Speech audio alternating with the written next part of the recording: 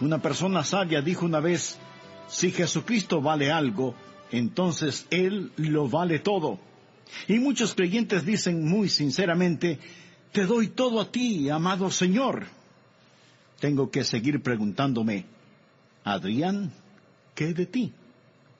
Por favor, busque el libro de los Hechos capítulo 4, y mientras lo busca, permítame hacerle una pregunta.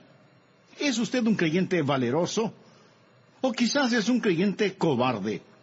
Es decir, si le arrestaran por ser un creyente, ¿habría suficientes evidencias para declararlo culpable? ¿Saben sus vecinos que usted es un creyente? Un niño tenía un perro callejero y un hombre le preguntó, hijo, ¿de qué raza es tu perro? Oh, contestó el niño, es un perro policía. El hombre le dijo, bueno, realmente no me parece un perro policía. Y el niño le explicó, es que él está en el servicio secreto. Pienso que hoy tenemos muchos creyentes cobardes. Son salvos, pero de algún modo ellos están en el servicio secreto. Existe la maldición de creyentes cobardes. Ellos no quieren ser vistos en la oficina con una Biblia en su escritorio, ni quieren ser vistos en la cafetería inclinando su rostro y bendiciendo sus alimentos, ni quieren testificar del amor salvador de Jesucristo cuando hay una oportunidad, asustados de que a alguien no le vayan a caer bien o que les critiquen o cualquier cosa por el estilo. Ellos son salvos, pero son creyentes cobardes. Bien, vamos a mirar algunos versículos hoy. Empecemos en Hechos capítulo 4, versículo 13. Por favor, note la palabra denuedo o valor que se usa en los 3 versículos que voy a leer. Entonces, viendo el denuedo de Pedro y de Juan, y sabiendo que eran hombres sin letras y del vulgo, se maravillaban, y les reconocían que habían estado con Jesús. Vamos al versículo 29. Y ahora, Señor, mira sus amenazas, y concede a tus siervos que con todo denuedo hablen tu palabra. Esta es la segunda vez que se usa la palabra denuedo en este capítulo. Versículo 31. Cuando hubieron orado, el lugar en que estaban congregados tembló, y todos fueron llenos del Espíritu Santo y hablaban con denuedo la palabra de Dios. 3 veces en este capítulo se usa la palabra denuedo. Una vez es asociada con Dios el Hijo, la otra con Dios el Padre, y la tercera es asociada con Dios el Espíritu Santo. Denuedo, denuedo, denuedo. ¿Es un creyente con denuedo o es un creyente cobarde? ¿Desea ser un creyente valiente? En primer lugar, ¿qué es denuedo? Bueno, no es arrogancia, no es la habilidad de poner su dedo en la cara de alguien y decirle lo que piensa. Denuedo no es ser rudo ni descortés. Algunos piensan que son valientes cuando son sencillamente arrogantes. Ellos poseen malos modales y a veces acompañados de mal aliento. Eso no es denuedo. Ellos alejan más personas de las que traen al Señor Jesús. Debemos ser mansos, estar dispuestos a que nos enseñen y no ofender en nada. En algunas iglesias en las áreas rurales de los Estados Unidos, como parte del servicio religioso, sacan y manipulan enormes serpientes venenosas para demostrar cuán valientes y osados son. Amigo, eso no es valentía, eso es estupidez. Y algunos son sinceros en lo que hacen. Esa sinceridad, sin embargo, no les sirve de nada cuando las serpientes les muerden. Y usted tiene que ser ingenuamente sincero como para tomar una de esas serpientes en sus manos. ¿No le parece? Arrogancia, presunción, eso no es denuedo. ¿Qué es denuedo? Denuedo es tener el valor de permanecer firme por el Señor Jesucristo ante la oposición.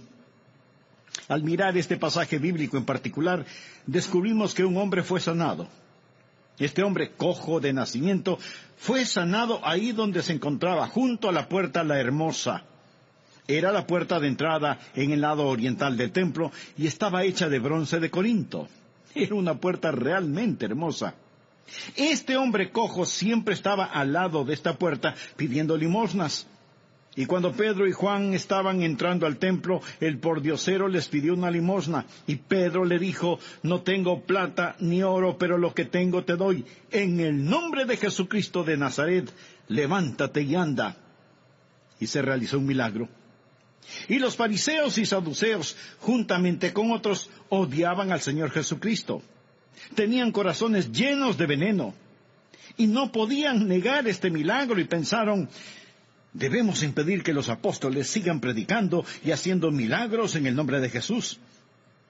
Pero ellos no pudieron detener a los apóstoles y su predicación. Así que se reunieron los gobernantes, los ancianos, los escribas, el sumo sacerdote Anás y Caifás, y todos los que eran de la familia de los sumos sacerdotes, y trayendo a los apóstoles y poniéndoles en medio de ellos, les preguntaron: ¿con qué potestad o en qué nombre habéis hecho vosotros esto? Entonces Pedro, lleno del Espíritu Santo, les dijo: gobernantes del pueblo y ancianos de Israel, puesto que hoy se nos interroga acerca del beneficio hecho a un hombre enfermo, de qué manera éste haya sido sanado, sea notorio a todos vosotros y a todo el pueblo de Israel, que en el nombre de Jesucristo de Nazaret, a quien vosotros crucificasteis y a quien Dios resucitó de los muertos, por él este hombre está en vuestra presencia sano. Note que es Simón Pedro quien está hablando. Ya no es un cobarde, ya no está negando a Cristo. Y aunque le estaban enjuiciando, actúa no como acusado, sino como fiscal acusador. Jesús de Nazaret, a quien vosotros crucificasteis y a quien Dios resucitó de los muertos, por él este hombre está en vuestra presencia sano. En otras palabras, Pedro está diciendo: nosotros no sanamos a este hombre de su enfermedad. Jesucristo lo hizo. Este Jesús es la piedra reprobada por vosotros, los edificadores, la cual ha venido a ser la cabeza del ángulo. Vea cuán osado y valiente es ahora Simón Pedro, y declarar con firmeza y convicción: y en ningún otro hay salvación, porque no hay otro nombre bajo el cielo dado a los hombres en que podamos ser salvos. Permítame hacer una pausa por un momento. Jesucristo es el único camino para ser salvo. Ahora bien, si usted afirma eso hoy en día, el mundo le caerá encima como un martillo. Ellos van a llamarle arrogante, van a llamarle intolerante, van a llamarle fanático, sea lo que sea que le llamen. También ellos deben llamarle un creyente bíblico. Y en ningún otro hay salvación, porque no hay otro nombre bajo el cielo dado a los hombres en que podamos ser salvos. Esa fue una declaración valerosa, es decir, es valentía volverse a los que crucificaron al Señor Jesús y decirles: ustedes lo crucificaron. Dios le ha hecho la piedra angular. No hay salvación en ningún otro. Entonces, viendo el denuedo de Pedro y de Juan, y sabiendo que eran hombres sin letras y del vulgo, se maravillaban y les reconocían que habían estado con Jesús. ¿Cuál es la fuente de nuestro denuedo o valor? Está unido a la Santa Trinidad, y lo vamos a ver ahora mismo. Y quiero decirle cómo ser un creyente valeroso, y deseo darle un testimonio. Lo que le comparto hoy no es algo que yo he aprendido de un libro. Es algo que yo he encontrado en el libro, la palabra de Dios, y algo que he experimentado en mi vida, y lo continúo experimentando cuando predico y testifico. Esa es la fuente de mi denuedo. Esta puede ser la fuente de su valentía o denuedo.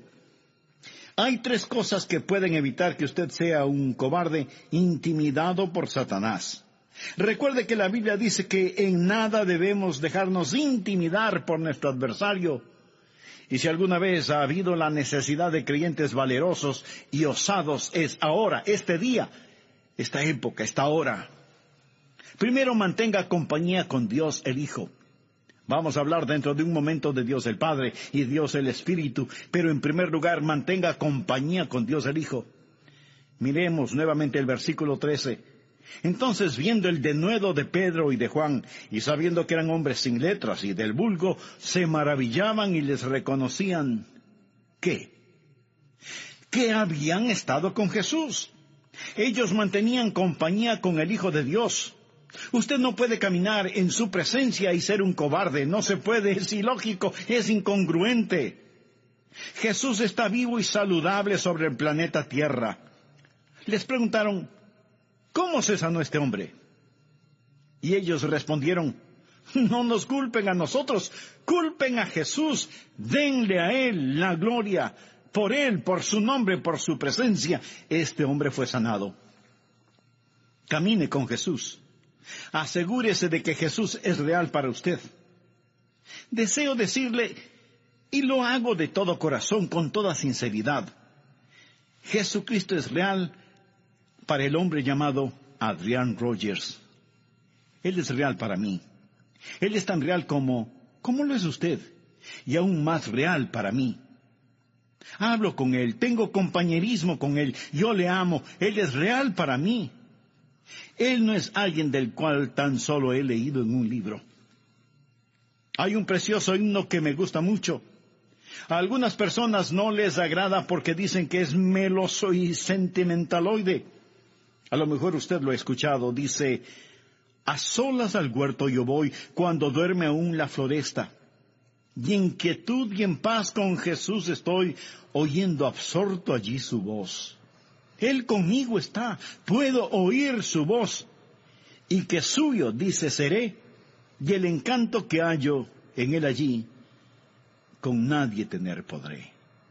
Solo los genuinos creyentes pueden tener esta clase de experiencia. Jesucristo no está en el cielo asomándose por entre las nubes. Jesús afirmó, porque donde están 2 o 3 congregados en mi nombre, allí estoy yo en medio de ellos.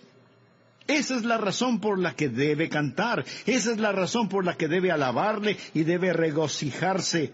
Él no nos ha dejado solos, Él siempre está con nosotros. Una de las primeras ocasiones en que tuve que testificar fue cuando era un muchacho. No tenía mucho de ser salvo. Mi amada y dulce madre, quien ahora está en el cielo, era una señora joven en la iglesia y le habían dado una tarea, realizar una encuesta.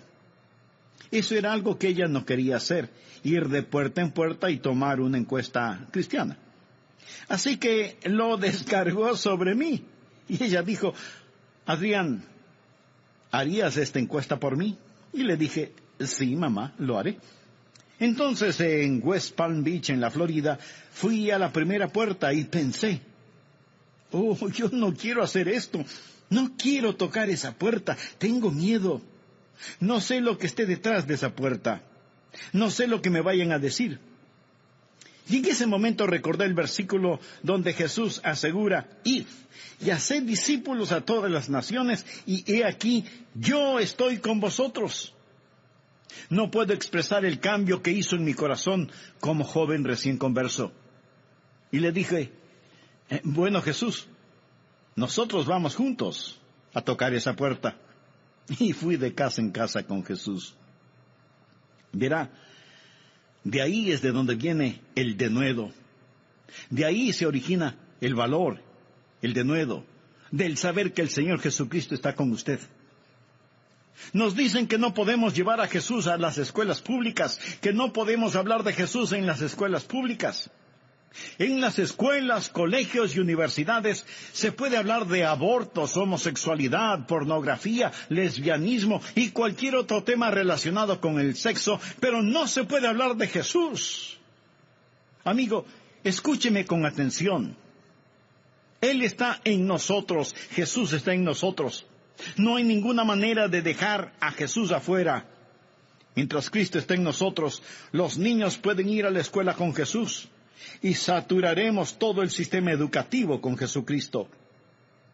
Se maravillaban y les reconocían. Ellos dijeron, estos hombres no tienen educación, son ignorantes. Ellos no han ido a ningún seminario ni a la universidad.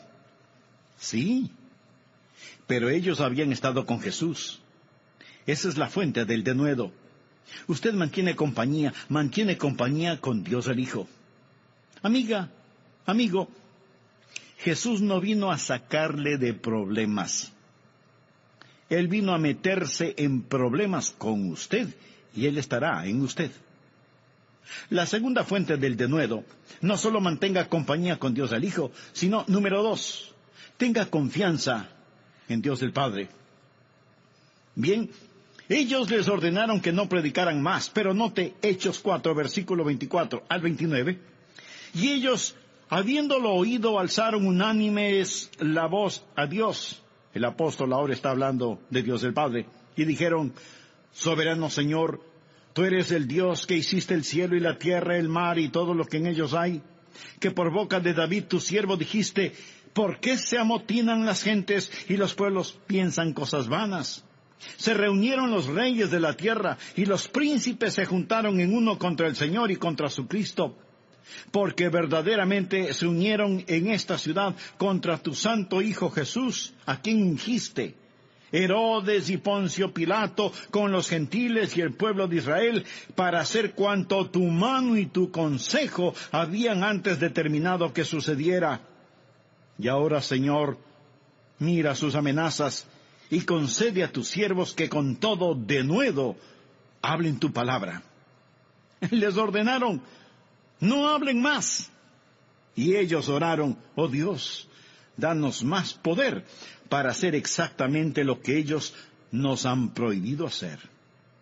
Ellos no solo mantenían compañía con Dios el Hijo de Dios, sino también tenían confianza en Dios el Padre.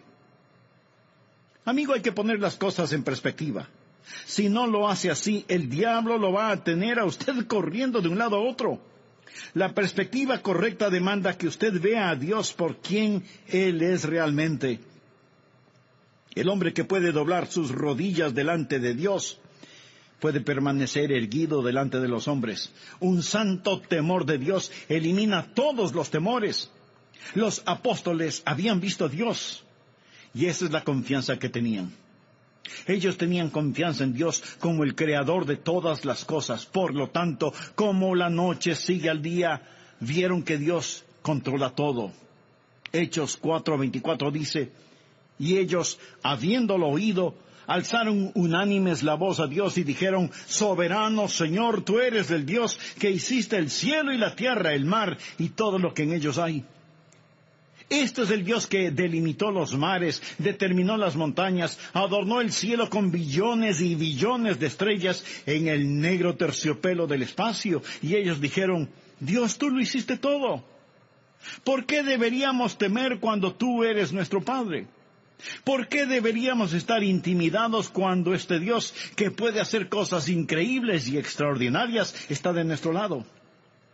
Un estudiante universitario le preguntó a su pastor: Pastor, ¿cree que hay vida en otros planetas en el espacio? El pastor responde: no, hijo, no lo creo. Pero, pastor, piénselo. Hay billones y billones de estrellas y planetas, ¿y usted cree que no hay vida en ninguno de ellos? Hijo, no puedo probar que no hay vida en otros planetas. Simplemente no creo que la hay. Entonces, pastor, ¿por qué Dios se dio el problema de crearlo todo? Y el pastor le contestó: ¿problema? ¿Cuál problema? Amigo, solo Dios pudo hacerlo. Él habló y los universos salieron de sus manos. ¡Qué Dios poderoso es el que servimos! Los apóstoles tuvieron la confianza en Dios como el creador de todas las cosas. Por lo tanto, vieron a Dios como el controlador de todas las cosas. Escuche, usted debe tener una perspectiva correcta. Por favor, veámoslo en el versículo 25. Están hablando de Dios el Padre, que por boca de David tu siervo dijiste: ¿por qué se amotinan las gentes y los pueblos piensan cosas vanas? Se reunieron los reyes de la tierra y los príncipes, y se juntaron en uno contra el Señor. En estos días, la gente también se amotina contra el Señor en vez de buscar su perdón y su ayuda. ¿Es usted un amotinado rebelde? Pues deje de serlo. Acérquese al todopoderoso Dios, que es el creador, el controlador y el conquistador de todas las cosas. Con corazón sincero, pídale que le perdone sus pecados, sus rebeldías, y por fe, recíbalo en su vida como su Salvador y Señor. Un saludo cordial para todos ustedes que ya están en la sintonía de nuestro programa, El Amor que Vale. En el programa anterior comenzamos a estudiar el significado del denuedo piadoso. Para resumir un poco el tema, le invito a que note la palabra denuedo o valor en los siguientes versículos del capítulo 4 del libro de los Hechos. Entonces, viendo el denuedo de Pedro y de Juan, y sabiendo que eran hombres sin letras y del vulgo, se maravillaban, y les reconocían que habían estado con Jesús. Y ahora, Señor, mira sus amenazas, y concede a tus siervos que con todo denuedo hablen tu palabra. Cuando hubieron orado, el lugar en que estaban congregados tembló, y todos fueron llenos del Espíritu Santo, y hablaban con denuedo la palabra de Dios. Denuedo no es arrogancia, no es la mala crianza de ponerle su dedo en la cara a alguien y decirle lo que piensa. Denuedo no es ser rudo ni descortés. Algunos piensan que son valientes cuando son sencillamente arrogantes. Entonces, ¿qué es denuedo? Es tener el valor de permanecer firme por el Señor Jesucristo, aún frente a la más fuerte oposición. Para eso se necesita, primero, mantener compañía con Dios el Hijo. Aún sus enemigos, ¿qué es lo que dijeron de los apóstoles? Y les reconocían que habían estado con Jesús. Usted no puede estar en compañía de Dios el Hijo y ser un cobarde. Eso es ilógico e incongruente. Segundo, tener confianza en Dios el Padre. Hay que poner las cosas en perspectiva y ver a Dios por quien Él es realmente. El hombre que puede doblar sus rodillas delante de Dios puede permanecer erguido delante de los hombres. Un santo temor de Dios elimina todos los temores. ¿Puede usted ver a esos religiosos firmes de pie, sacando su pecho y agitando su enclenque puño ante el rostro del Dios omnipotente? La Biblia dice: los príncipes se juntaron en uno contra el Señor y contra su Cristo, porque verdaderamente se unieron en esta ciudad contra tu santo Hijo Jesús, a quien ungiste, Herodes y Poncio Pilato, con los gentiles y el pueblo de Israel, para hacer cuanto tu mano y tu consejo. Ahora presta atención a la siguiente frase: habían antes determinado que sucediera. Me fascina esto. Dios es el creador de todas las cosas, y Él es el que controla todo. Eso debería darle valor. Sé que Él es el creador de todas las cosas. Él es el que controla todo, y por consiguiente, el conquistador de todas las cosas. Y aquí, Pedro cita el Salmo 2. ¿Por qué se amotinan las gentes y los pueblos piensan cosas vanas? Se reunieron los reyes de la tierra y los príncipes se juntaron en una contra el Señor y contra su Cristo. Pero yo he puesto mi rey sobre Sión, mi santo monte. Le tengo buenas noticias. Nosotros ganamos. Jesucristo va a ser entronado en Jerusalén. El pecado no puede ganar ni la fe fallar. Las cosas no están en orden en este mundo porque, como lo he mencionado antes, las cosas están fuera de lugar. La iglesia es la novia, y la novia debe estar con el novio, y lo estaremos en el arrebato. Jesús es el rey, y el rey debe estar en el trono. Él lo estará cuando regrese. Satanás es el delincuente, y debe estar en el calabozo, y lo estará cuando Jesús regrese. Pero yo he puesto mi rey sobre Sión, mi santo monte. Todos tenemos problemas. De eso no hay ninguna duda. Pero este momento quiero que piense cuál es su mayor problema. No simplemente un problema, sino el mayor problema. ¿Ya lo tiene en su mente? Bien, ahora duplique ese problema. Se volvió más grande, ¿verdad? Ahora duplíquelo otra vez. Ahora sí que es un problema enorme.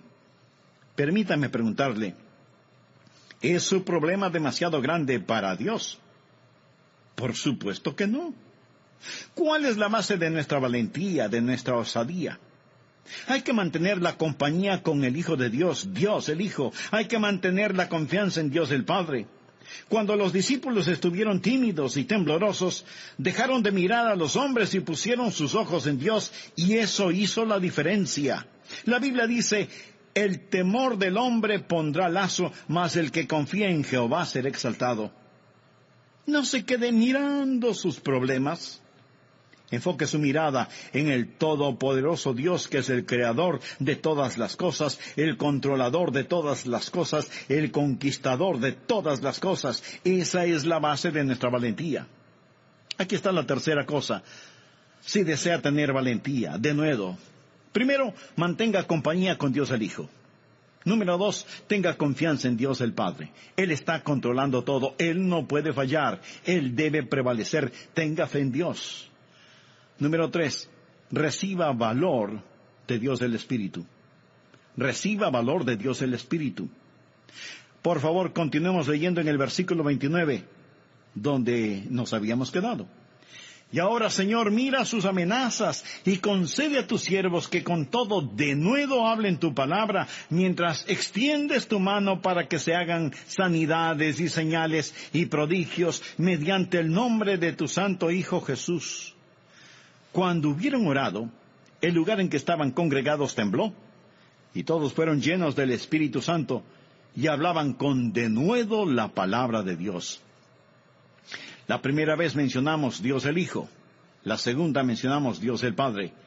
Ahora estamos mencionando Dios el Espíritu, y el denuedo se encuentra en el Dios Trino. Cuando mantenemos compañía con Dios el Hijo, cuando tenemos confianza en Dios el Padre, entonces recibimos el valor de Dios el Espíritu Santo. Él nos dará el valor que necesitamos para vivir para Él. Ahora preste atención a lo que el apóstol dijo en el versículo 29. Señor, mira sus amenazas y concede a tus siervos que con todo denuedo hablen tu palabra. La palabra siervos aquí es la palabra griega que significa esclavos. ¿Es usted un esclavo del Señor Jesucristo? Trato de hacerlo un hábito todos los días. Alzar mis manos en sumisión al Señor para decirle, soy tu siervo. Pero no solo un siervo. Esta palabra significa un esclavo del Señor Jesucristo. El denuedo no es para los rebeldes. Usted nunca tendrá valor verdadero denuedo hasta no decir, Señor, concede a tu siervo, tu esclavo, denuedo. Cuando usted hace eso, el Espíritu Santo de Dios le dará valor. ¿Sabe? Si existe cualquier pecado sin confesar en su vida, cualquier área fuera del sometimiento a Dios, usted no poseerá denuedo. La Biblia dice, huye el impío sin que nadie lo persiga, mas el justo está confiado como un león. Huye el impío sin que nadie lo persiga. Él siempre está preguntándose, ¿saben ellos esto?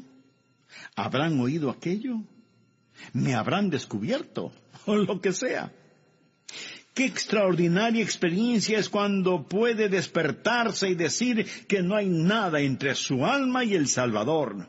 Señor, soy tu siervo, tu esclavo. Jesús está conmigo. Dios el Padre está sobre mí. El Espíritu Santo de Dios está dentro de mí. Concédeme gran denuedo para declarar tu palabra. Bueno, ¿para qué querían ellos valor? ¿Para qué querían recibir el valor de Dios, el Espíritu? Ellos querían valor para expresar la palabra de Dios. Versículo 29. Para que con todo denuedo hablemos tu palabra. Pienso que la maldición del siglo XXI son creyentes cobardes que no están expresando la palabra de Dios. Estos apóstoles no pidieron seguridad, sino valor. Pidieron la habilidad de hacer más de aquello que los había metido en problemas en primer lugar. A propósito, no solo quiero valor para los hombres y mujeres en las bancas. ¿Sabe qué oramos esta mañana, mi esposa y yo? Valor para los pastores. Nosotros necesitamos a más pastores con valor. Ahora, no me pongo como equivalente de excelencia en esta área, pero estoy convencido de que no hay tanta maldad en la nación que no pueda ser radical, dramática y rápidamente corregido si tuviésemos una generación de predicadores que abren la palabra de Dios, llenos del Espíritu Santo de Dios, y predican al Cristo de Dios sin temor de intimidación. ni preocuparse por estar políticamente bien. Predican la palabra de Dios. Querían valor para expresar la palabra de Dios y extender la mano de Dios. Versículo 30. Señor, concédenos de nuevo para hablar tu palabra, mientras extiendes tu mano para que se hagan sanidades y señales y prodigios mediante el nombre de tu santo Hijo Jesús. Dios permite que tu poder fluya a través de nuestras manos. Usted dirá, pensé que Jesús lo hacía. Sí, Él lo hace. Mire el capítulo 5, versículo 12. Y por la mano de los apóstoles se hacían muchas señales y prodigios en el pueblo. Y la palabra por significa a través de. Jesucristo está haciéndolo a través de nosotros. Cualquier cosa que usted hace que no puede ser explicada a no ser por Jesús, no vale la pena. ¿Qué querían ellos? Querían valor para expresar la palabra de Dios. Querían valor para extender la mano de Dios. Querían valor para exaltar al Hijo de Dios. Mire de nuevo el versículo 30. Mientras extiendes tu mano para que se hagan sanidades y señales y prodigios mediante el nombre de tu santo Hijo Jesús. El nombre significa la autoridad de Jesús. ¿Sabía que la gente ya no quiere que se mencione el nombre de Jesús? Leí un artículo donde Alan Dershowitz, y creo que es un profesor de leyes de Harvard, tomó gran ofensa cuando Franklin Graham oró la oración inaugural en el nombre de Jesús. ¿Sabe? Hoy el nombre de Jesús es el nombre que a la gente no le gusta. Usted puede orar. Solo no ore en el nombre de Jesús. No proclame el nombre de Jesús. Amigo, quiero decirle algo. Si alguna vez ha existido una generación que necesita el valor de Jesús, es esta generación. Y no permita que le crean un tonto por orar en el nombre de Jesús. Tonto será si como creyente no ora en el nombre del Hijo de Dios. Alguna vez en una ceremonia pública me invitaron a orar. Si ellos no querían que orara en el nombre de Jesús, no debieron invitarme a orar, porque en su nombre yo siempre oro. Sería una forma de persecución religiosa e intolerancia el decirme que no ore en la forma en que lo hago. Yo no tendría ningún respeto por un judío que ore en el nombre de Jesús si es que no cree en Jesús. Tendré más respeto por él si ora en la forma en que normalmente ora. No tendría ningún respeto por un musulmán que ora en público de diferente manera de cómo ora en privado. Quiero que ore en la forma en que siempre ora. Quiero que un judío ore en la forma en que siempre lo hace. Y quiero que un creyente ore siempre en el nombre de Jesús. En nuestros días, muchos hablan acerca del pluralismo. Pero no es eso lo que tienen en mente. Lo que ellos tienen en mente es el sincretismo. Y hablan tanto de eso que terminan no significando nada para nadie. Solo es una verbosidad sin sentido. Usted nunca se avergüence de orar en el nombre de Jesús.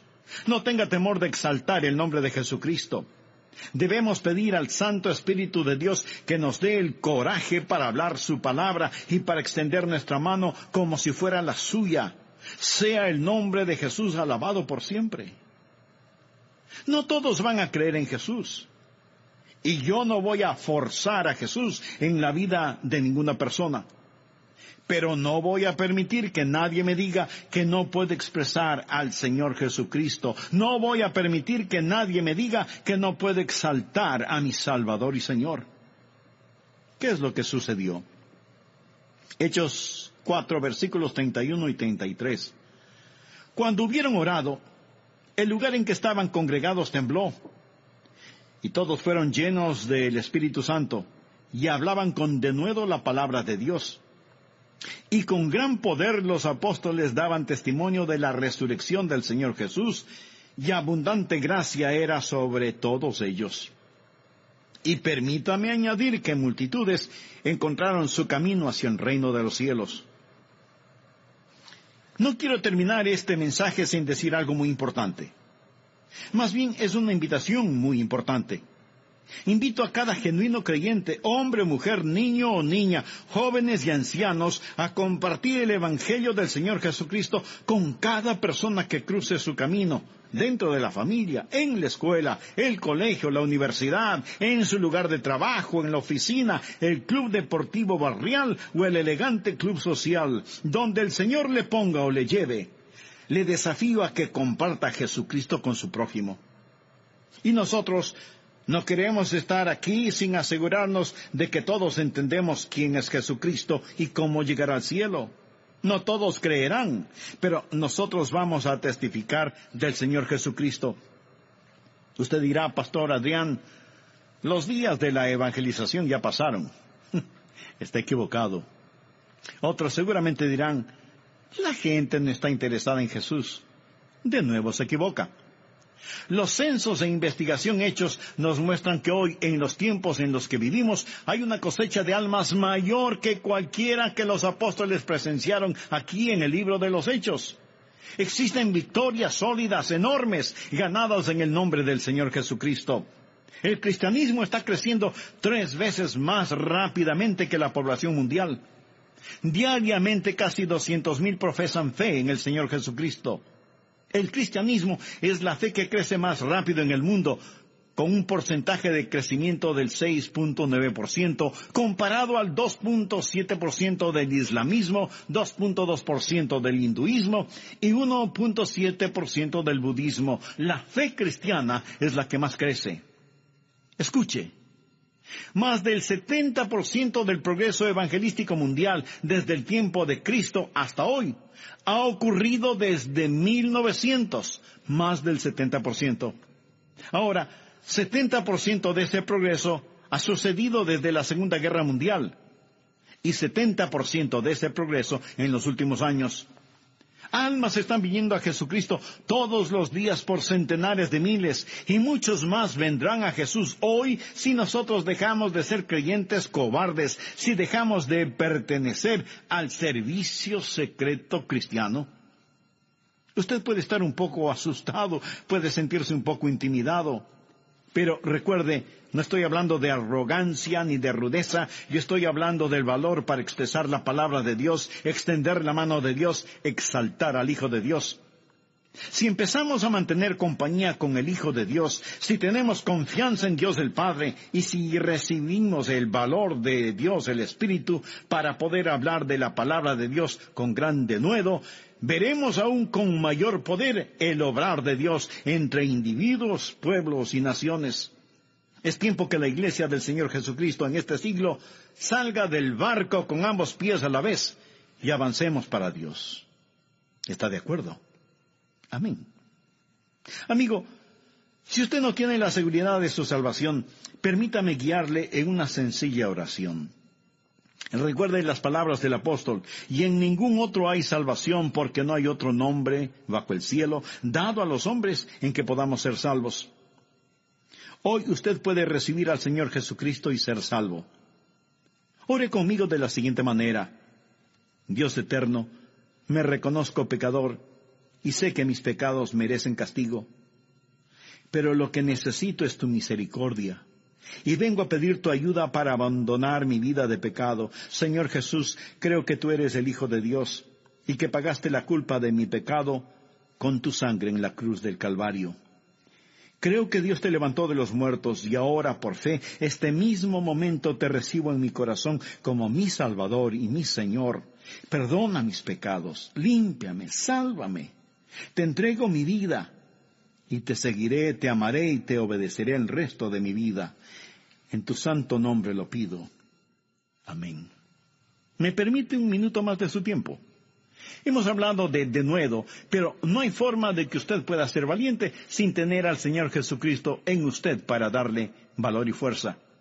La Biblia dice, justificados pues por la fe, tenemos paz para con Dios por medio de nuestro Señor Jesucristo. Si usted pone su fe donde Dios ha puesto sus pecados, o sea, en Jesús, primero todo pecado le será perdonado. Número 2, Dios el Espíritu Santo vendrá a morar en su corazón.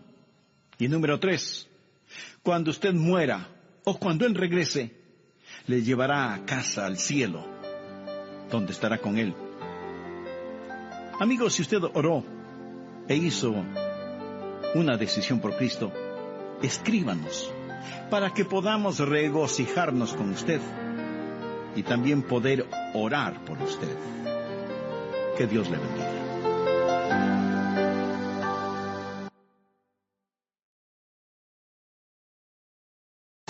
Por favor, abra su Biblia en el capítulo 15 del Evangelio de Juan. Si usted ha sido un creyente ya por algún tiempo y tiene un buen conocimiento de la Biblia, sabe que Juan 15 es uno de los pasajes devocionales más ricos en la palabra de Dios. Hoy quiero compartir con usted acerca de la oración y cómo estar en un lugar de oración. Por lo tanto, leamos Juan 15:16. No me elegisteis vosotros a mí, sino que yo os elegí a vosotros, y os he puesto para que vayáis y llevéis fruto, y vuestro fruto permanezca, para que todo lo que pidiereis al Padre en mi nombre, Él os lo dé. Esta es una de las grandes promesas y también una de las grandes instrucciones en la vida de oración. Hay dos cosas que determinan la contestación a la oración. Dos cosas que deben estar bien antes de que su oración sea contestada. Primero, usted debe orar por la cosa correcta, es decir, usted debe pedir a Dios por algo que esté de acuerdo a la voluntad de Dios. Busque 1 de Juan 5:14. Dice, y esta es la confianza que tenemos en Él, que si pedimos alguna cosa conforme a su voluntad, Él nos oye. Sería absurdo el pensar que Dios pudiera contestar una oración por algo que vaya en contra de su voluntad. La oración, como lo he dicho varias veces, no es el doblar la voluntad de Dios para que vaya de acuerdo a la nuestra. Orar es encontrar la voluntad de Dios y obedecerla. Así que, en primer lugar, está el contenido de la oración.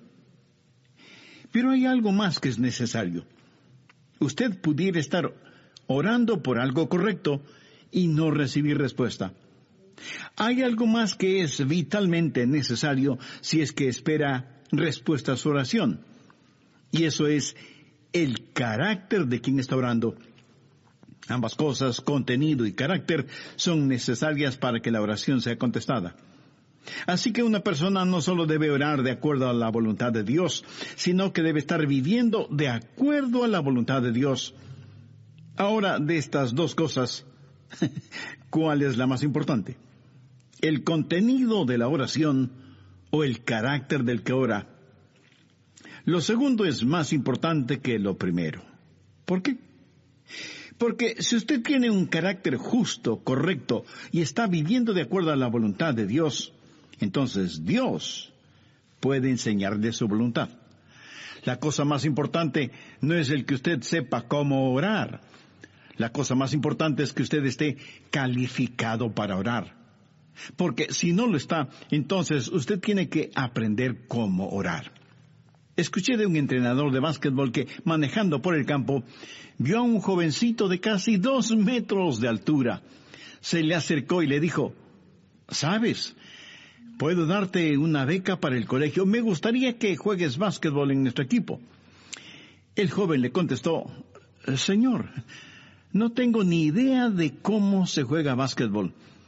Y el entrenador le dijo, no te preocupes por eso. Nosotros te enseñaremos a jugarlo porque ya tienes la talla física para hacerlo. ¿Sabe? Dios nos puede enseñar a orar si espiritualmente somos altos. Es decir, si somos lo que debemos ser, entonces Dios puede enseñarnos su voluntad. Su vida de oración no puede ser más grande que su vida personal. La porción bíblica que estoy compartiendo con usted hoy ha sido un gran desafío para mi vida. De hecho, me ha motivado a examinar mi vida y a arrepentirme de algunas cosas. Yo quiero que mi vida sea la clase de vida en la cual Dios se complazca y diga, le voy a enseñar a Adrián mi voluntad y voy a contestar sus oraciones. Usted puede orar por las cosas correctas y sin embargo su oración puede no ser contestada. Y usted no sabrá que es la cosa correcta, aunque ore por ella si es que no está en la voluntad de Dios, si es que no está viviendo la voluntad de Dios. Cuando Israel ganó la batalla en Jericó, muy cerca de Jericó había un pueblito insignificante llamado Ai. Después de haber conquistado la gran ciudad de Jericó, conquistar ese diminuto pueblito de Ai parecía la cosa más fácil del mundo. Sin embargo, los israelitas fueron derrotados por los habitantes de Ai. Fueron avergonzados y fueron humillados. Y Josué, con su rostro en tierra, oró a Dios y le preguntó por qué había permitido que eso sucediera, como tratando de responsabilizar a Dios por la derrota. Y Dios le dijo: Josué, levántate. Israel ha pecado. En otras palabras, Dios le dijo: Josué, la oración no es la cosa más importante en este momento. Lo más importante ahora es que estén bien conmigo. Verá, la oración es una especie de cortina de humo con la cual podamos ocultar nuestro pecado. La Biblia claramente lo dice en el Salmo 66:18. Si en mi corazón hubiese yo mirado la iniquidad, el Señor no me habría escuchado. Es la vida la que ora. Usted puede predicar aún sin estar bien con Dios. Y debo confesar con vergüenza, pena y arrepentimiento que algunas veces yo he sido culpable de eso. Usted puede enseñar sin estar bien con Dios. Es más, usted puede testificar sin estar bien con Dios. ¿Sabe por qué? Porque todo esto lo hacemos de persona a persona. Usted no conoce mi corazón. Solo me está escuchando. Y está probablemente diciendo: espero que esté en lo correcto, pastor. Creo que usted es un buen hombre. Bueno, yo espero que usted crea que lo soy, porque, dicho sea de paso, creo que lo soy. Usted puede tener un maestro con el don de conocimiento y de expresión, y lo que enseña es bueno. Usted puede testificar, y sin embargo su corazón no estar bien con Dios.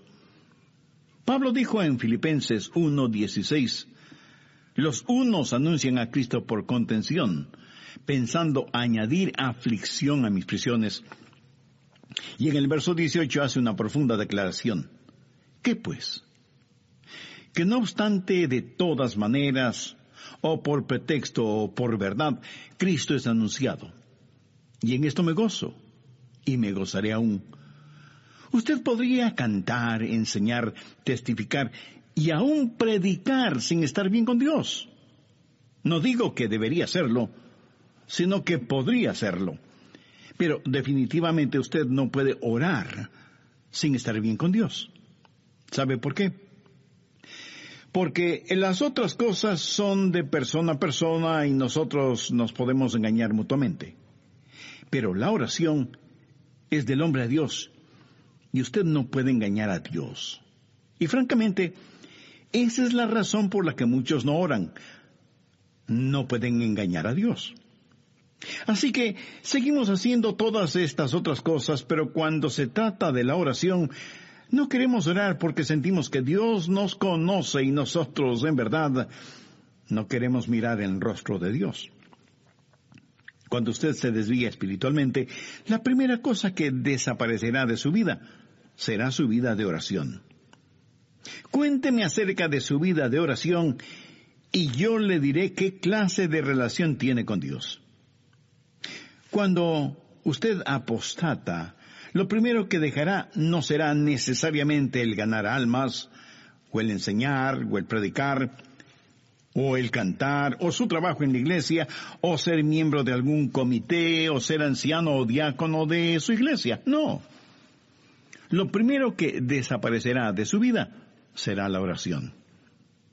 Porque su vida de oración tiene que estar bien antes de que pueda orar. Nuestra naturaleza carnal no quiere orar. Y hablo de una vida de oración, no el balbucear unas cuantas palabras religiosas. La clase de vida de oración que usted viva será la mejor evidencia de cuán espiritual es. Y lo que es usted en privado delante de Dios, eso es lo que es. Y la razón por la que muchos no oramos es porque no somos demasiado. Y como la oración es una doble avenida, Dios y el hombre y Dios, usted no puede falsificar esta relación por mucho tiempo. A veces, forzadamente, se encuentra en una reunión de oración y dice una oración que ya la tiene memorizada. Y todos tenemos esa clase de oraciones, como para quedar bien cuando nos piden que oremos. Pero de lo que estoy hablando es de una genuina comunión con Dios. La parte más importante de su vida de oración es la condición de su corazón. Anote al margen Santiago 5:16. La oración eficaz del justo puede mucho. Y el Salmo 66:18, si en mi corazón hubiese yo mirado a la iniquidad, el Señor no me habría escuchado. Busque la primera epístola de Juan, capítulo 3, verso 22. Y cualquier cosa que pidiésemos, la recibiremos de Él, porque guardamos sus mandamientos y hacemos las cosas que son agradables delante de Él.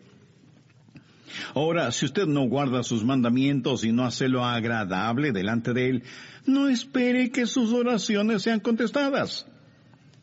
Las oraciones contestadas no son para los rebeldes. El contenido de la oración y el carácter de quien ora son cosas necesarias a fin de que la oración sea contestada. Vamos ahora al Evangelio de Juan, capítulo 15. Quiero compartir con usted 3 principios para tener una vida correcta para poder orar. Juan 15, desde el verso 1. Yo soy la vid verdadera, y mi Padre es el labrador. Todo pámpano que en mí no lleva fruto lo quitaré, y todo aquel que lleva fruto lo limpiará, para que lleve más fruto. Ya vosotros estáis limpios por la palabra que os he hablado. Permaneced en mí y yo en vosotros. Como el pámpano no puede llevar fruto por sí mismo si no permanece en la vid, así tampoco vosotros si no permanecéis en mí. Yo soy la vid, vosotros los pámpanos. El que permanece en mí y yo en él, éste lleva mucho fruto, porque separados de mí nada podéis hacer. El que en mí no permanece será echado fuera como pámpano y se secará. Y los recogen y los echan en el fuego y arden. Si permanecéis en mí y mis palabras permanecen en vosotros, pedid todo lo que queréis y os será hecho. Primero, no voy a tratar de pasar de listo y le voy a decir las cosas tal como son. Usted tiene que permanecer en Cristo si quiere que sus oraciones sean contestadas. Note lo que dice el verso 7. Si permanecéis en mí y mis palabras permanecen en vosotros, pedid todo lo que queréis y os será hecho. Nosotros debemos ser a Jesucristo lo que el pámpano es a la vid. Así de simple. El pámpano tiene que aceptar el propósito de la vid para su vida y su existencia. Miremos nuevamente lo que dice el verso 4. Permaneced en mí y yo en vosotros. Como el pámpano no puede llevar fruto por sí mismo, si no permanece en la vid, así tampoco vosotros si no permanecéis en mí. Así que, ¿cuál es el propósito del pámpano? Llevar fruto. Ese es el propósito de un pámpano en la vid, llevar fruto. Ahora, si usted no lleva fruto, es un pámpano inservible. Si alguien le regala una canasta con bananas, naranjas, manzanas y algunas ramitas de la vid, usted podrá saborear las frutas. ¿Pero qué va a hacer con las ramas de la vid? ¿Masticarlas? ¿Chuparlas? No lo creo. Los pámpanos de la vid deben llevar fruto. Juan 15:16. No me elegisteis vosotros a mí, sino que yo os elegí a vosotros. Yo os he puesto para que vayáis y llevéis fruto. Si usted quiere que sus oraciones sean contestadas, tiene que permanecer en Cristo para que Él pueda utilizar su vida como pámpano que lleva su fruto. ¿Alguna vez le ha pedido a Dios que le sane de alguna enfermedad y Él le curó? Gracias a Dios por eso. Pero suponga que usted le oró a Dios para que le sane y Él no lo hizo. Bueno, puede haber un número de razones para eso. Una pudiera ser la siguiente. Dios le pregunta, ¿por qué debo darte salud para que sigas sirviendo al diablo? Es decir, ¿por qué la vid debe darle vida al pámpano si el pámpano no produce ningún fruto? Esa clase de pámpano debe ser extirpado. ¿Por qué Dios debe bendecirle? ¿Cuál es el propósito de la oración? El propósito de la oración es que Dios sea glorificado cuando usted produzca mucho fruto. Juan 15:8 dice, en esto es glorificado mi Padre, en que llevéis mucho fruto y seáis así mis discípulos. Amigo, permítame preguntarle en una forma muy personal, ¿es su vida una vida que glorifica a Dios? Y si es que su vida no glorifica a Dios, ¿por qué debería Dios contestar sus oraciones? Recuerde que usted dará fruto solo cuando permanezca en Cristo. No necesitamos más pámpanos. Lo que necesitamos son pámpanos saludables que permaneciendo en la vid den mucho fruto. El pámpano no produce el fruto. Lo único que hace es llevar el fruto. El fruto no es la responsabilidad del pámpano, es la responsabilidad de la vid. La responsabilidad del pámpano es permanecer en la vid. ¿Le parecería correcto el pedir a Dios que le bendiga financieramente cuando no tiene ninguna intención de dar para la obra de Dios por medio de su iglesia o de organizaciones misioneras? ¿Le parecería lógico el orar que Dios le dé buena salud cuando su cuerpo lo ha dedicado para sus propios placeres y no para que sea la morada del Espíritu Santo? ¿Cree usted que sería correcto el orar por sus familiares, vecinos y amigos perdidos cuando usted no quiere ser el instrumento de Dios para ese propósito y está esperando que Dios envíe a otra persona para que haga ese trabajo? ¿Cree que es correcto orar por alguien que necesita ayuda, que necesita una mano compasiva de misericordia, y a lo único que se compromete usted es a orar, pero no a ayudar en forma práctica? Déjeme decir todo esto de otra forma. ¿Estaría bien que el pámpano le orara a la vid y le dijera, veo que vas a producir muchos racimos de jugosas uvas, y no estuviera dispuesto a llevar algunos de esos racimos? Si no permanecemos en la vid, si como pámpanos no estamos dispuestos y listos para cumplir el propósito de la vid, ¿por qué Dios debería derramar sus bendiciones sobre nosotros? Veamos nuevamente el verso 7. Si permanecéis en mí y mis palabras permanecen en vosotros, pedid todo lo que queréis y os será hecho. Haré un breve resumen del programa anterior. Usted podría cantar, enseñar, testificar y aún predicar sin estar bien con Dios. No digo que debería hacerlo, sino que podría hacerlo. Pero definitivamente usted no puede orar sin estar bien con Dios. ¿Y sabe por qué? Porque las otras cosas son de persona a persona, y nosotros nos podemos engañar mutuamente. Pero la oración es del hombre a Dios, y usted no puede engañar a Dios. Y francamente, esa es la razón por la que muchos no oran. No se puede engañar a Dios.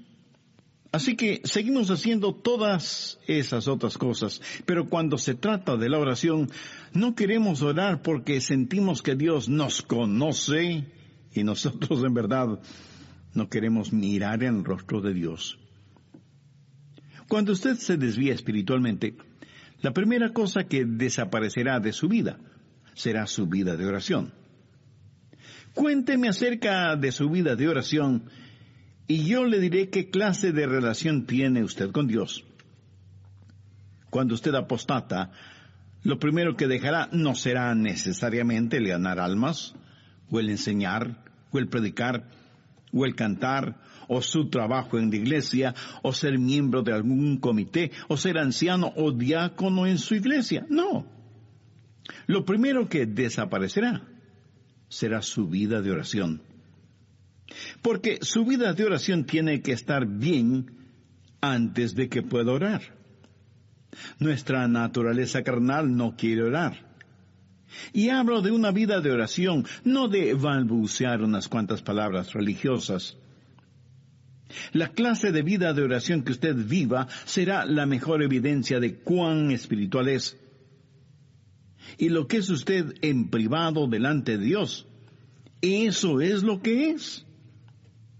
Y la razón por la que muchos no oramos es porque no somos demasiado.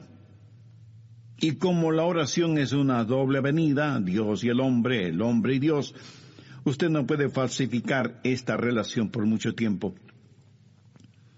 Escuche lo siguiente muy atentamente. No ore por nada que no esté dispuesto a que Dios lo haga por intermedio suyo. No estoy diciendo que Él siempre lo hará por su intermedio. Si lo que pide no está de acuerdo a la voluntad de Dios, le puedo asegurar, bajo la autoridad de la palabra de Dios, que Él no lo hará. No importa que usted ore postrado en tierra con sus vestidos rasgados y cubierta su cabeza con ceniza. La prueba de su permanencia en Él es el fruto que exhibe. Es decir, si usted no lleva ningún fruto, no trate de convencer a nadie de que permanece en Cristo. ¿Y qué es el fruto, después de todo? El fruto es la expresión externa de su naturaleza interna. Mire los árboles frutales. A cierta distancia usted no puede decir si es un árbol de peras, o de manzanas, o de duraznos, o de cualquier otra fruta. Tal vez usted sí pueda identificarlos. Yo en eso soy ignorante. Para mí todos los árboles me parecen iguales. Pero los puedo identificar de inmediato cuando veo su fruto. Por su fruto, usted reconoce el árbol. En Mateo 7:16 leemos, por sus frutos los conoceréis. La naturaleza interna de un genuino creyente que permanece en Cristo es Cristo. Cuando usted permanece en Cristo, la naturaleza de Jesús va a estar en usted, así como cuando un pámpano permanece en la vid, la misma naturaleza de la vid va a estar en ese pámpano. O sea, la misma vida de Jesús estará en usted si usted permanece en Cristo. El fruto del que está hablando aquí no es el construir iglesias grandes o pequeñas, ni el ganar tantas personas para Cristo. El fruto del que está hablando aquí lo encontramos descrito en Gálatas 5, los versos 22 y 23. Mas el fruto del Espíritu es amor, gozo, paz, paciencia, benignidad, bondad, fe, mansedumbre, templanza. Contra tales cosas no hay ley. Alguien ha comentado muy sabiamente, por cierto, que estos versículos son la biografía de Jesús. La vida de Jesucristo va a ser reproducida en mí. Y alguien dirá, bueno, yo pensé que deberíamos ser ganadores de almas. Yo creo que ese debe ser el fruto. Pues no lo es. La Biblia dice, mas el fruto del Espíritu es amor, gozo, paz, paciencia, benignidad, bondad, fe, mansedumbre, templanza. Contra tales cosas no hay ley. La semilla está en el fruto.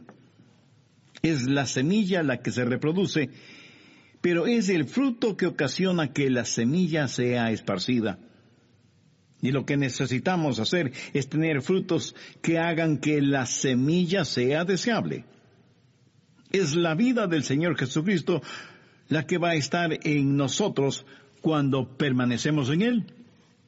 Cuando estamos unidos con Cristo, su vida fluye de nosotros, y cuando usted ha estado junto a una persona que permanece en Cristo, usted, por así decirlo, ha estado junto a Jesús.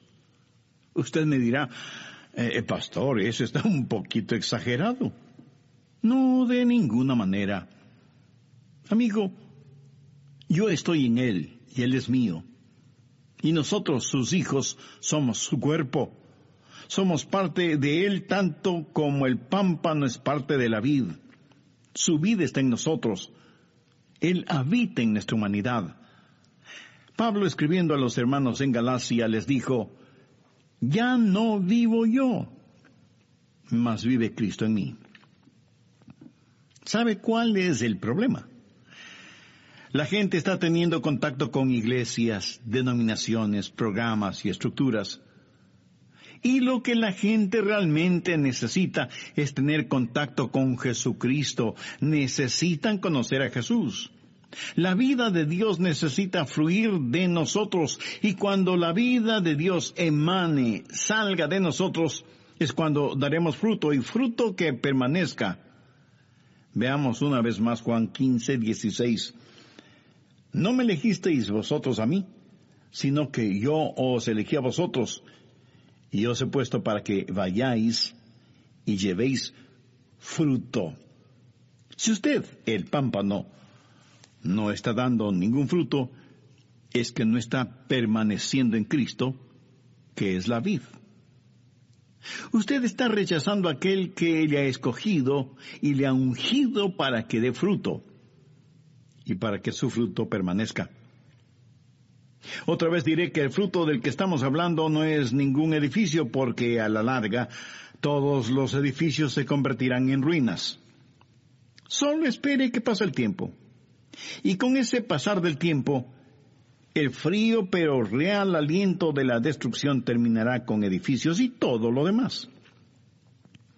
Todo lo que el hombre construye, el hombre lo puede destruir, o el tiempo lo hará. Pero lo que usted hace en el poder del Espíritu Santo de Dios, nunca jamás será destruido. Ese fruto permanecerá, será eterno. Todo lo demás será como madera, heno y hojarasca frente al tribunal de Cristo.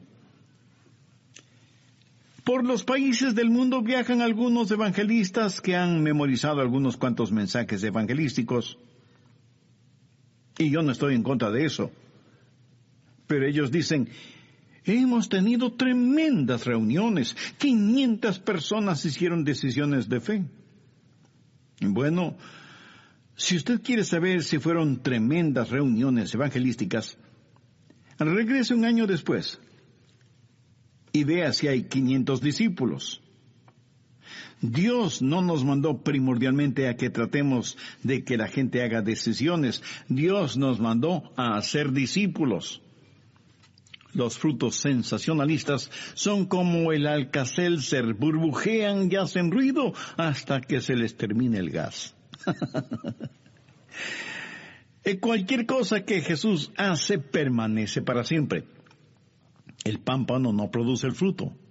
La vid produce el fruto. El pámpano lleva el fruto. Si usted quiere que sus oraciones sean contestadas, tiene que permanecer. Si permanecéis en mí, y mis palabras permanecen en vosotros, pedid todo lo que queréis, y os será hecho. Cuando usted comienza a dejar que la vida de Jesucristo fluya a través suyo, cuando está disponible para los propósitos de Cristo, cuando se rinda por completo a Jesús como el pámpano a la vid, entonces, mi querido amigo, tendrá la clase de vida que necesita para orar y que sus oraciones sean contestadas. Pero note que él da otra calificación en el verso 7 y también tiene que ver con el carácter de la persona que está orando. Si permanecéis en mí y mis palabras permanecen en vosotros, pedid todo lo que queréis y os será hecho. Hay una vida en comunión con el Señor, y eso es permanecer en Él. Y hay una vida controlada por el Señor, y esa es su palabra que permanece en nosotros. Y estas dos cosas construyen un carácter, y ese carácter será evidente en la vida de quien ora. ¿Qué significa que su palabra permanezca en nosotros? La palabra permanecer quiere decir vivir con, estar permanentemente en el hogar. Cuando la palabra de Dios llega, no lo hace como huésped por una noche, sino que viene a tomar residencia en nosotros. Y ese momento comienza a habitar en nosotros. Cuando eso pasa, sucederán tres cosas. Primero, la palabra de Dios le controlará. Es decir, la palabra de Dios por medio de sus mandamientos le dirá lo que debe o no debe hacer. Y los mandamientos de Dios son eso, mandamientos, no sugerencias. ¿Hay alguna cosa que Dios le ha dicho que haga y que usted no la está haciendo? Bueno, entonces, ¿cómo espera que Dios conteste sus oraciones? Si permanecéis en mí y mis palabras permanecen en vosotros, pedid todo lo que queréis y os será hecho. Ahora, usted tiene que aceptar que Dios le va a controlar, que usted va a ser controlado por la palabra de Dios. Segundo, la palabra de Dios le limpiará. Juan 15:2. Todo pámpano que en mí no lleva fruto lo quitará, y todo aquel que lleva fruto lo limpiará, para que lleve más fruto. O sea que hay un proceso de poda. ¿Cómo Dios hace eso? ¿Qué herramienta usa? Bueno, leamos el verso 3. Y a vosotros estáis limpios por la palabra que os he hablado. ¿Notó eso? La palabra de Dios es la podadora. La palabra de Dios es la que le controla. La palabra de Dios es la que le limpia. ¿Alguna vez usted ha sido recortado o podado? Si no lo ha sido, eso quiere decir que no pasa mucho tiempo en la palabra de Dios. ¿Sabe lo que Dios poda en nosotros? Y usted me dirá, el pecado. Sí, es cierto, pero eso no es todo. Él poda de nosotros las ramas secas, las no productivas, las ramas que succionan la savia de la vida. O sea, demasiadas diversiones, televisión, pasatiempos, gastos innecesarios en lujos y vanidades. Y usted me preguntará, pastor, ¿qué hay de malo en eso? Escúcheme. Si esas cosas no dan el fruto que Dios espera, ¿de qué sirven? Quiero decir, no es que produzcan fruto venenoso, sino que simplemente nos absorben la vida, succionan nuestra vitalidad espiritual. Y uno de estos días vamos a estar frente al tribunal de Cristo y entonces diremos, ¿por qué no dejé que mi vida sirviera más para Cristo? ¿Por qué gasté tanto tiempo en cosas que no fueron importantes? Si usted hubiera permanecido en la palabra de Dios, y la palabra de Dios hubiera permanecido en usted, la podadora de Dios hubiera hecho lo que debía hacer en usted. ¿Sabe? Usted no tiene que podarse a usted mismo, porque francamente usted no sabe cuáles son las ramitas o las hojas secas que debe recortar. Y porque además recortar donde no debe y recortar donde sí debe hacerlo, pues se volverá un fanático. Permanezca en la palabra de Dios y la palabra de Dios le limpiará, le controlará y le comunicará la voluntad de Dios. Cuando usted permanece en el Señor Jesucristo y la vida de la vid comienza a fluir en usted y permanece en la palabra de Dios, y esa palabra de Dios comienza a controlarle y a limpiarle, esa palabra de Dios se comunicará con usted. Y lo que es su voluntad y lo que es la voluntad de Dios será la misma cosa. Entonces, el contenido de su oración será el correcto. Pero recuerde, es el carácter que le ayuda a tener el contenido. ¿Sabe cuál es el mayor obstáculo para su vida de oración? Usted. Yo quiero que la gente sea bendecida con el fruto de mi vida. Y yo creo que usted desea lo mismo. Yo quiero que mis hermanos en la fe, mis hijos, mis nietos, mis amigos puedan saborear el fruto de una vida que permanece en Cristo. Y permítame decirle algo personal. He sido desafiado por la palabra de Dios ahora mismo. No estoy aquí como el paradigma de alguien que ya lo ha solucionado todo. Tal vez en algunas cosas soy el más necesitado de los seres humanos porque de alguna manera conozco un poco más de lo que muchos conocen. En Lucas 12:48 leemos: porque a todo aquel a quien se le haya dado mucho, mucho se le demandará.